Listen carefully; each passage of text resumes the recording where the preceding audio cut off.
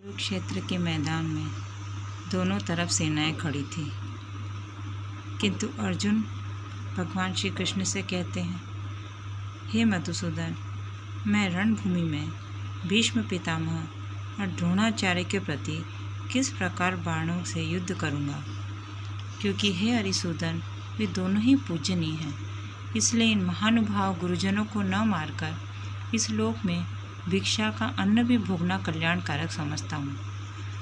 तब भगवान श्री कृष्ण ने अर्जुन को समझाया, हे अर्जुन, तू न शोक करने योग्य के लिए शोक करता है और पंडितों के वचनों को कहता है, परंतु पंडित जन जिनके प्राण चले गए और उनके लिए और जिनके प्राण नहीं गए हैं उनके लिए भी शोक नहीं करते हैं, क्योंकि आत्मा नित्य है। इसके लिए शोक करना अयुक्त है।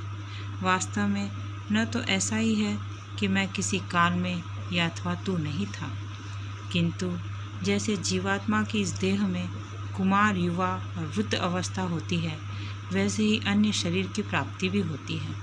इस विषय में धीर पुरुष कभी मोहित नहीं होते। इसलिए हे अर्जुन, तत्व को जानने वाला धीर पुरुष इस विषय में मोहित नहीं होता। हे कुंती पुत्र, सर्दी, गर्मी और सुख दुख को देने वाला इंद्रिय और विषयों के संयोग से तो क्षणभंगुर और अनित्य है।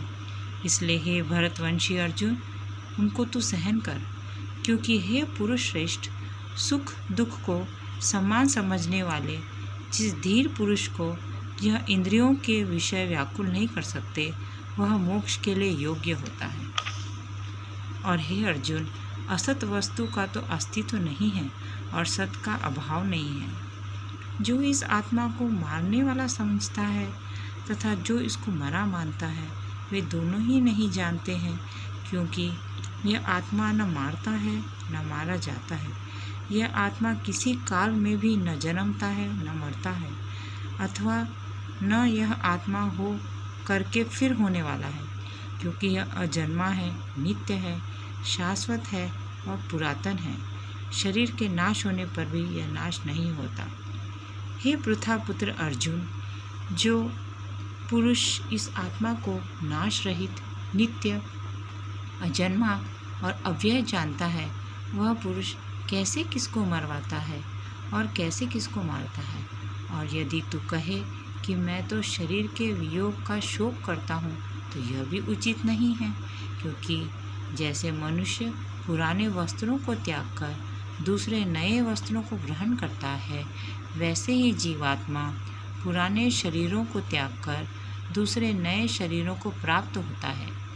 हे अर्जुन, इस आत्मा को शस्त्रादि नहीं काट सकते हैं और इसको आग नहीं जला सकती है और इसको जल गीला नहीं कर सकते हैं और वायु नहीं सुखा सकता है, क्योंकि यह आत्मा अच्छेद है, यह आत्मा अदाह्य है, अक्लेद है, अशोच्य है तथा यह आत्मा निसंदेह, नित्य, सर्वव्यापक, अचल, स्थिर रहने वाला और सनातन है। यह आत्मा अव्यक्त अर्थात इंद्रियों का अविषय और यह आत्मा अचिंत्य अर्थात मन का अविषय और यह आत्मा विकार रहित अर्थात न स्वधर्म को और कीर्ति को होकर प्राप्त होने वाला, बदलने वाला कहा गया है।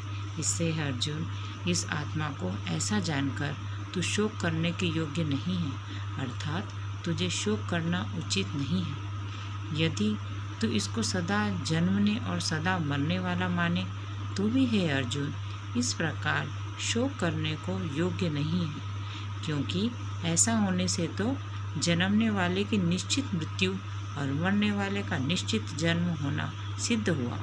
इससे भी तू इस बिना उपाय वाले विषय में शोक करने को योग्य नहीं है। यह भीष्मादिकों के शरीर मायामय होने से अनित्य है, इससे शरीरों के लिए भी शोक करना उचित नहीं है, क्योंकि हे अर्जुन, संपूर्ण प्राणी जन्म से पहले बिना शरीर वाले और मरने के बाद भी बिना शरीर वाले ही है। केवल बीच में ही शरीर वाले प्रतीत होते हैं। फिर उस विषय में क्या चिंता है इसके।